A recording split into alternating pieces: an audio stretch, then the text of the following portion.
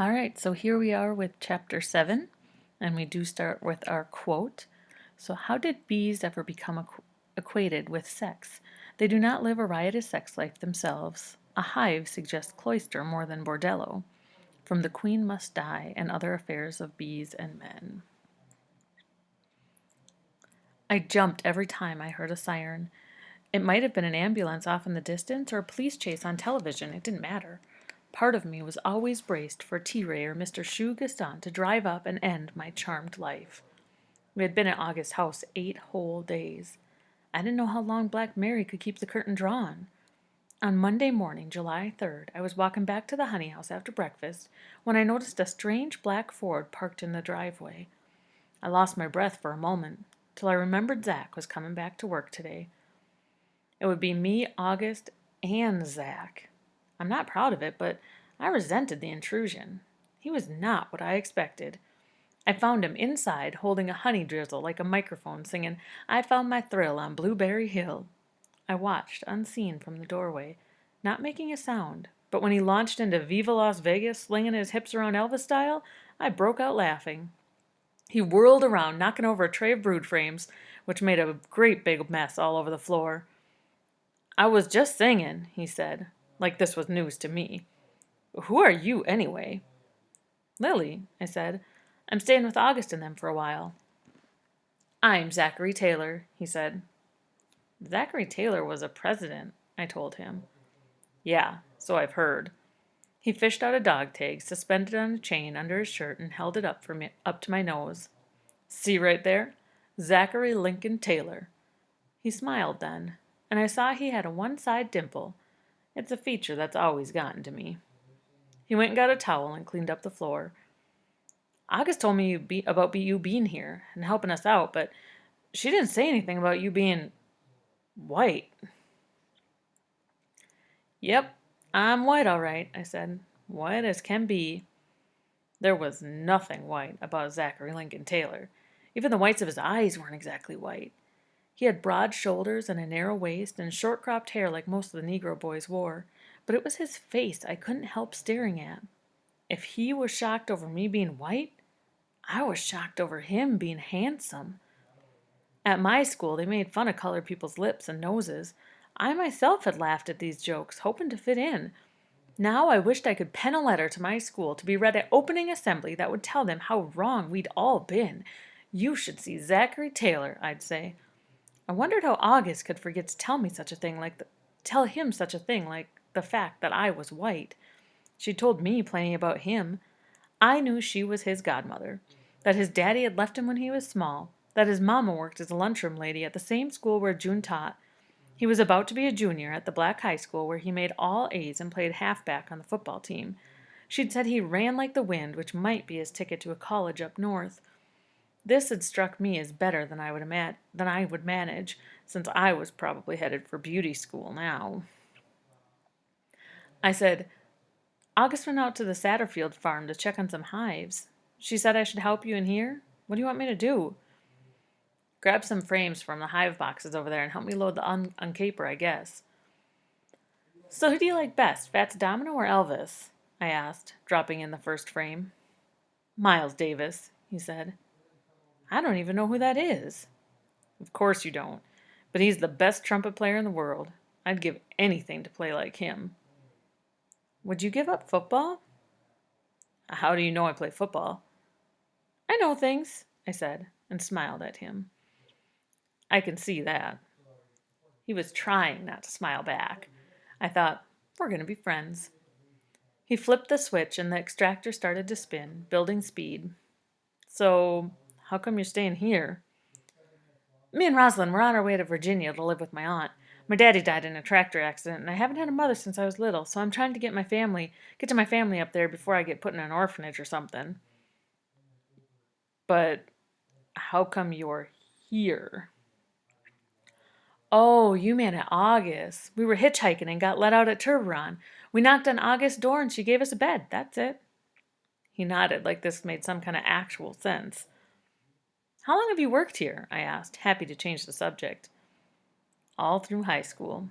I come after school when it's not football season, every Saturday and all summer. I bought a car with the money I made last year. That Ford out there? Yeah, it's a '49 Ford Fairlane, he said. He flipped the switch on the extractor again, and the machine groaned while it came to a stop. Come on, I'll show you. I could see my face on the surface of it. I figured he stayed up nights polishing it with his undershirts. I walked along, giving it the white glove inspection. You can teach me to drive, I said. Not in this car. Why not? Because you look like the kind of girl who will wreck something for sure.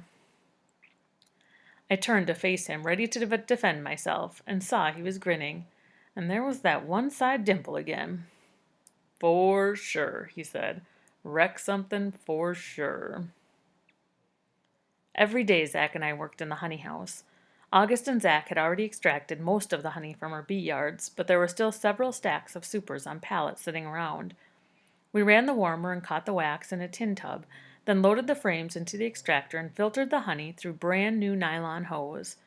August liked to keep a little pollen in her honey because it was good for people, so we saw to that too.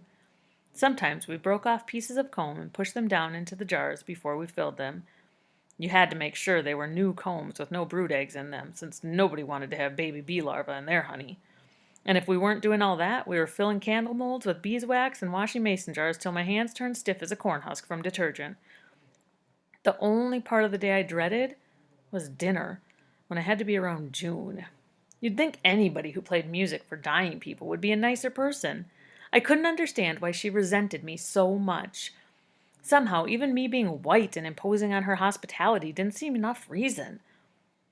How are things coming with you, Lily? She'd say every night at the table, like she'd rehearsed this in the mirror.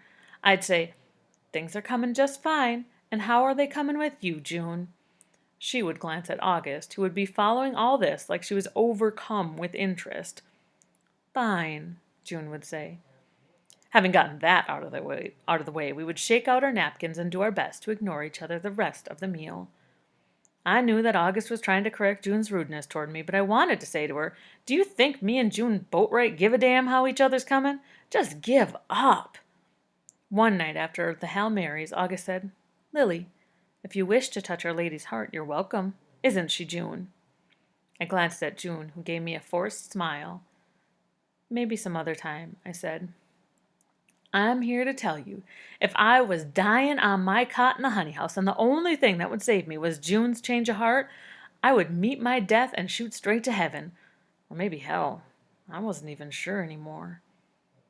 The best meal was lunch, when Zach and I ate under the cool of the pine trees. May fixed us bologna sandwiches nearly every single day. We could also count on candlestick salad, which meant half a banana standing up in a pineapple slice. Let me light your candle, she'd say, and strike an imaginary match. Then she'd fasten a bottled cherry on the tip of the banana with a toothpick, like Zach and I were still in kindergarten. But we'd go along with her, acting like we were all excited over her lighting the banana. For dessert, we crunched cubes of lime Kool-Aid, which she'd frozen in ice trays. One day we sat on the grass after lunch, listening to the wind snap the sheets Rosalind had hung on the clothesline. What's your favorite subject in school? Zach asked. English. I bet you like to write themes, he said, rolling his eyes. As a matter of fact, I do. I was planning on being a writer and an English teacher in my spare time. Was planning? He said. I don't think I have much of a future now, being an orphan. What I meant was being a fugitive from the law. Considering the state of things, I didn't even know if I'd even get back to high school. He studied his fingers.